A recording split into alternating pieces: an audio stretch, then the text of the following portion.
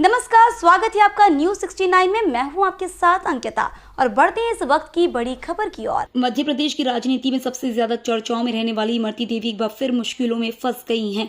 ग्वालियर जिले के डबरा विधानसभा क्षेत्र से भाजपा प्रत्याशी इमरती देवी की भारत निर्वाचन आयोग से शिकायत की गई है। शिकायत में कहा गया है कि भाजपा प्रत्याशी इमरती देवी ने अपना आपराधिक रिकॉर्ड छिपाया है। उन पर 7 अपराध दर्ज है। इमरती देवी के खिलाफ 7 मुकदमों में से 6 मुकदमे डबरा सिटी थाने में और 1 मुकदमा पिछोर थाने में दर्ज है।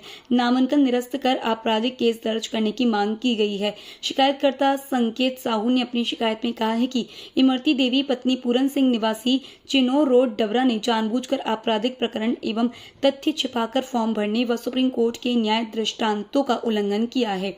इमरती देवी पर डबरा शहर के थाने में अपराध क्रमांक 633 वर्ष 2007 इसमें धारा 353, 186, 427 और 447 है। अपराध क्रमांक 634 धारा 341 व 145 अपराध क्रमांक 653 धारा 420, 467, 471, 201, 120 बी अपराध क्रमांक 668 धारा 500, 506 अपराध क्रमांक 602 धारा 341, 147 अपराध क्रमांक 817 धारा 188 व धारा 3 लोक संपत्ति नुकसान व निवारण विरूपण अधिनियम 1984 के तहत आपराधिक प्रकरण दर्ज है। वहीं शिकायत में यह भी बताया गया है कि इमरती देवी ने 2008 के चुनाव में भी नामांकन फॉर्म में अपराध छिपाए थे और इसके बाद वाले चुनाव में भी यही किया।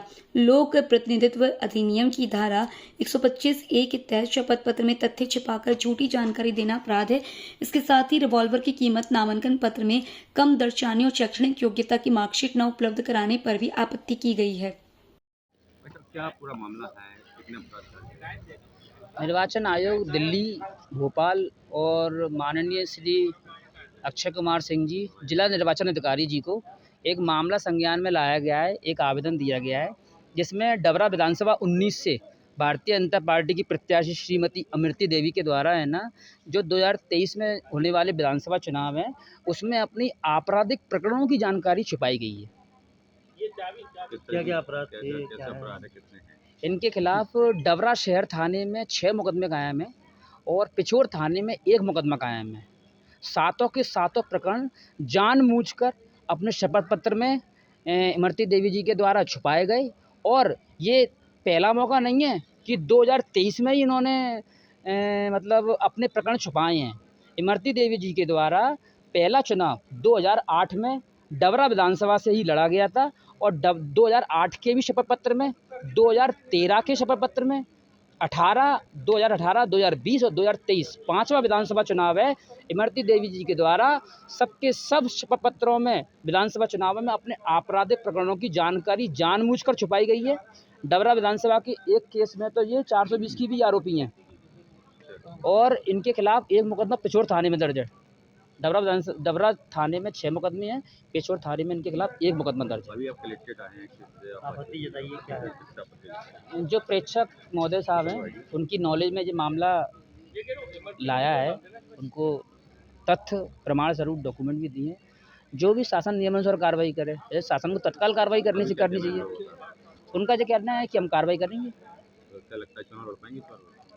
अब देखो, अगर चुनाव का समय चल रहा है, इलेक्शन का समय चल रहा है, इनको तत्काल ही जैसे ही कल शिकायत प्राप्त हुई, आवेदन प्राप्त हुआ, तत्काल 24 घंटे के अंदर जांच करके इनको रिपोर्ट सबमिट करनी चाहिए थी कलेक्टर साहब को और तत्काल की तत्काल कलेक्टर साहब उस पर निर्णय लेते।